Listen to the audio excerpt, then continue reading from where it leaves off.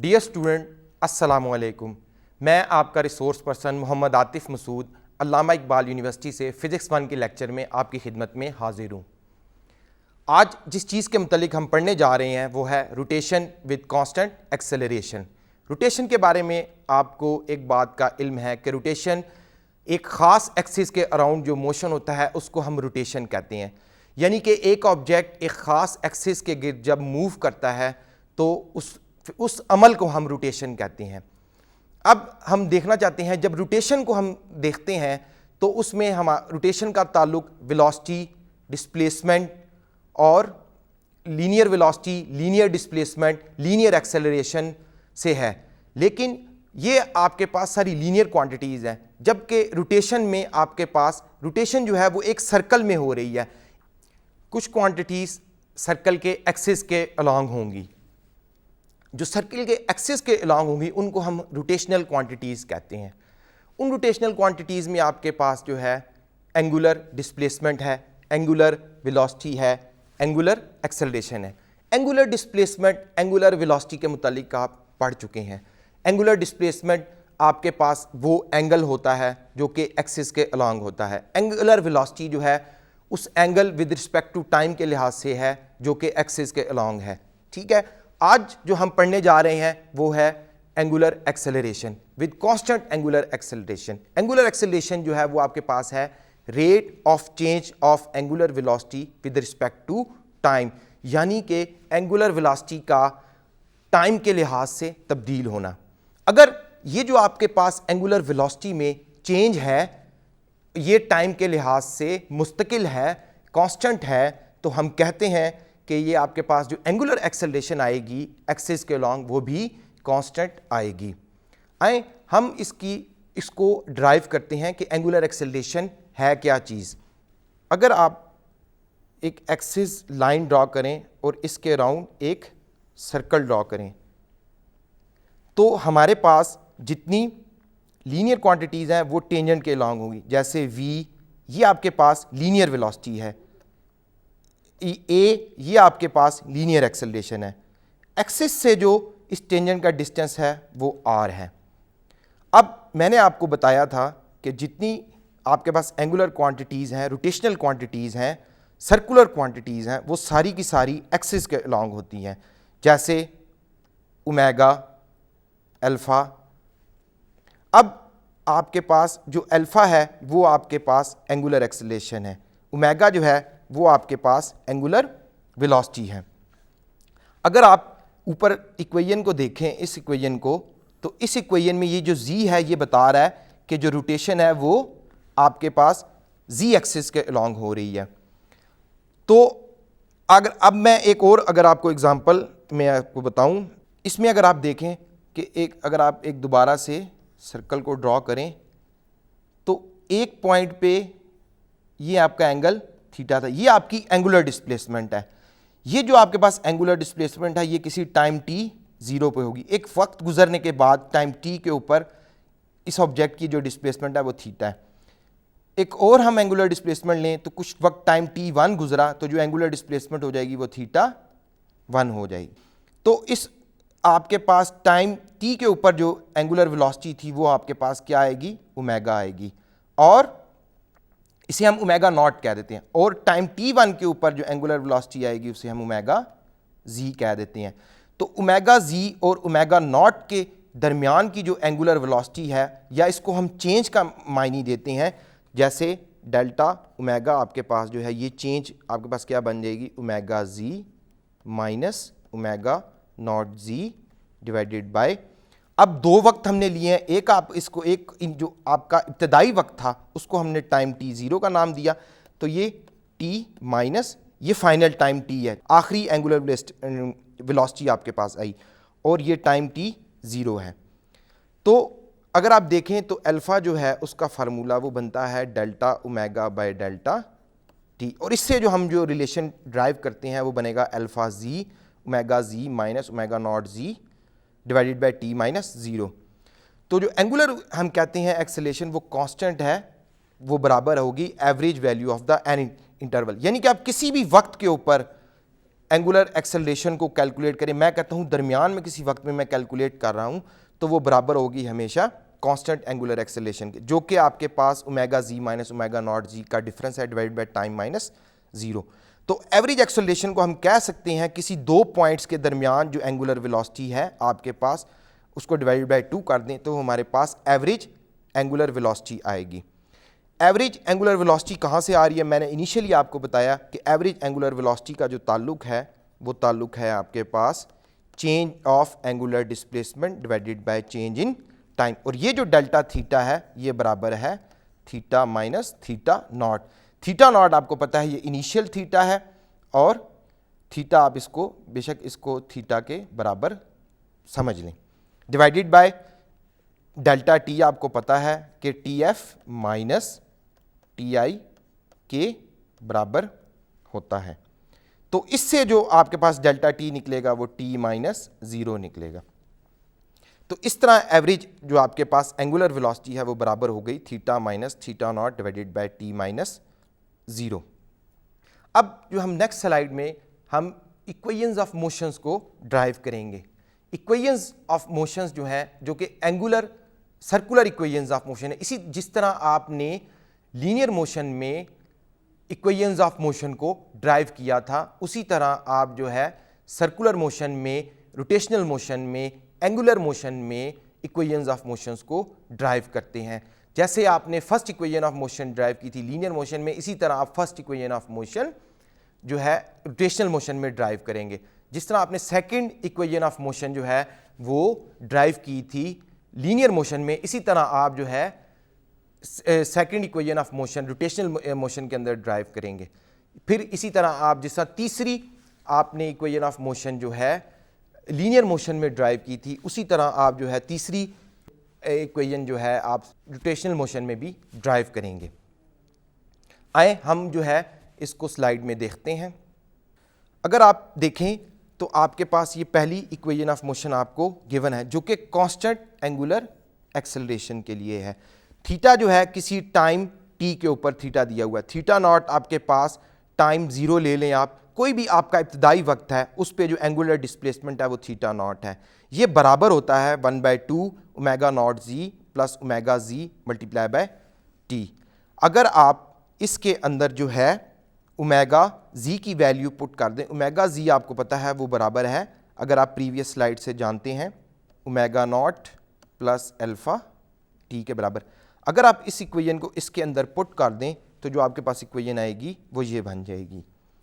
और फिर आप अगर इसको सिंप्लीफाई करें 1/2 अंदर मल्टीप्लाई होगा, थीटा को आप दूसरी तरफ ले जाएं, माइनस थीटा नॉट हो जाएगा, ये माइनस थीटा नॉट जब इक्वेशन के दूसरी तरफ जाएगा तो ये थीटा नॉट हो जाएगा, प्लस और जो आपके पास बकाया रिलेशन बचेगा वो 1/2 ओमेगा नॉट जी प्लस ओमेगा नॉट जी, ये जी आपके पास सबस्क्रिप्ट में है, plus alpha G into T multiply by T हो जाएगा। अब ये और ये आपके पास जब ऐड होंगे तो ये 2 ओमेगा नॉट जी बनेगा और ये कैंसिल हो जाएगा।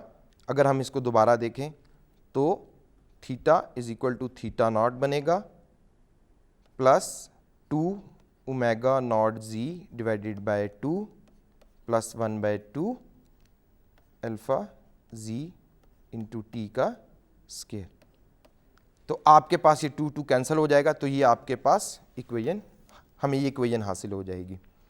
अब अगर हम इसमें टी की कीमत को रिप्लेस कर दें, जैसे आपके पास ये वाली जो कीमत बनेगी आपके पास ये बनेगी omega ji minus omega naught ji divided by alpha is equal to t. इस वैल्यू को हम अगली स्लाइड में रिप्लेस करेंगे, तो ये आपके पास क्या बनेगी, omega ji minus omega naught ji divided by alpha is equal to t. ये वाली कीमत आप जो है इसके अंदर पुट कर दें, तो जब आप इसको इसमें पुट करेंगे तो जो आपको इक्वेशन हासिल होगी वो ये वाली हासिल होगी। ये एक बहुत सिंपल सा अलजेब्रा है जो कि नॉर्मली हम अपने रोज़मर्रा में इसको इस्तेमाल करते हैं। तो अब हम इस स्लाइड में जो है नेक्स्ट स्लाइड में हमने लीनियर वेलोसिटी लीनियर कम्बिनेशन के बारे में पढ़ेंगे। लीनियर वेलोसिटी, लीनियर कम्बिनेशन का ताल्लुक जो है वो हम एक सर्कुलर क्वांटिटीज़ के साथ मिलाएंगे कि कैसे लीनियर और सर्कुलर क्वांटिटीज़ जो हैं आपके पास कंबाइन होके एक सर्कुलर मोशन को जन्म देती हैं। जैसे हम कहते हैं कि एक बॉडी जब सर्कल में मूव करती है उसके पास लीनियर वेलोसिटी भी है, उसके पास एंगुलर वेलोसिटी भी है, उसके पास एंगुलर एक्सेलरेशन भी है, उसके पास लीनियर एक्सेलरेशन भी है। मैंने आपको बताया भी है कि लीनियर एक्सेलरेशन, लीनियर क्वांटिटीज़ हमेशा टेंजेंट ऑफ द सर्कल के अलॉन्ग होंगी और जितनी की जितनी आपके पास रोटेशनल क्वांटिटीज़ हैं वो सारी की सारी एक्सिस के अलॉन्ग होंगी। हम अब इस नेक्स्ट स्लाइड में उनके दरमियान एक रिलेशनशिप बनाएंगे, डेवलप करेंगे। जैसे आप देख रहे हैं कि स्ट्रेट लाइन मोशन में आपके पास जो कि कांस्टेंट लीनियर एक्सेलरेशन के साथ है, अगर आपकी एक्सेलरेशन कांस्टेंट है तो हम ये कहते हैं कि जो आपकी वेलोसिटी है किसी एक ख़ास डिस्टेंस के ऊपर, किसी एक ख़ास पॉइंट के ऊपर, वो आपके पास जो है Vx is equal to v naught x plus a x into t. V naught आपके पास इनिशियल वेलोसिटी है किसी पॉइंट के ऊपर और ए एक्स जो एक्सेलरेशन है वो हमारी एक शुरू से एक वक्त से बराबर है। जैसे मैं कहूँ कि ये आपका वी नॉट एक्स है और ये आपका वी एक्स है, ये आपका जो है यहाँ टाइम ज़ीरो है, यहाँ टाइम टी है, इनके दरमियान का जो एक्सेलरेशन है वो ए होगी हमारे पास। इनके दरमियान का फासला अगर आप देखना चाहते हैं तो वो इनिशियल पोजीशन आपकी एक्स नॉट है और टाइम टी के ऊपर जो आपके पास पोजीशन है वो एक्स है। तो इससे ये तमाम हम इक्वेशंस ऑफ मोशंस को ड्राइव कर सकते हैं। जबकि इसी तरह हम अगर सर्कुलर क्वांटिटीज़ की तरफ जाएं, सर्कल में जाएं, तो तमाम की तमाम हमें रोटेशनल क्वांटिटीज़ जैसे alpha omega, alpha angular acceleration, omega angular velocity, तमाम की तमाम एंगुलर क्वांटिटीज़ आपको एक्सिस के अलॉन्ग मिलेंगी। तो अगर आपका अल्फ़ा कांस्टेंट है तो आपकी ओमेगा जी जो है किसी भी पॉइंट पे एंगुलर वेलोसिटी आप उसको ले सकते हैं ओमेगा जी, जब जो कि आपको हमेशा एक्सिस के अलॉन्ग मिलेगी। और थीटा नॉट आपका इनिशियल डिस्प्लेसमेंट हो सकती है, थीटा आपका किसी ख़ास टाइम के ऊपर एक अनदर डिस्प्लेसमेंट है। तो इस तरह आपको ये तमाम इक्वेशंस हासिल हो जाएंगी। अब हम जो है कि एक एग्ज़ाम्पल से इसको समझने की कोशिश करते हैं कि कैसे हम एक एंगुलर एक्सेलरेशन के बारे में पढ़ रहे हैं कि हमारी एंगुलर एक्सेलरेशन जो है वो कि एक ख़ास वैल्यू हो तो एंगुलर वेलोसिटी क्या हो सकती है और दोनों के दरमियान का जो फासला है उसे हम आर कहते हैं सर्कल में। तो आए चलें हम इस नेक्स्ट स्लाइड में एक एग्ज़ाम्पल के ज़रिए इसको समझने की कोशिश करते हैं। आपके पास जो है फ़र्ज़ करें यू हैव फिनिश्ड वाचिंग, मिसाल के तौर पे हम एक एग्ज़ाम्पल को देखते हैं कि आपने एक ब्लू रे डिस्क जो है, ब्लू रे मूवी देखते हैं, उसकी आपको पता है कि जब भी आप कॉम्पैक्ट डिस्क को देखते हैं तो वो रोटेशन कर रही होती है ड्यूरिंग जब आपकी मूवी चल रही होती है। तो द डिस्क, जो डिस्क की एंगुलर वेलोसिटी है टाइम ज़ीरो पे वो क्या है 27.5 रेडियन पर सेकेंड, और जो इसकी एक्सेलरेशन अल्फ़ा है वो कितनी है आपके पास -10।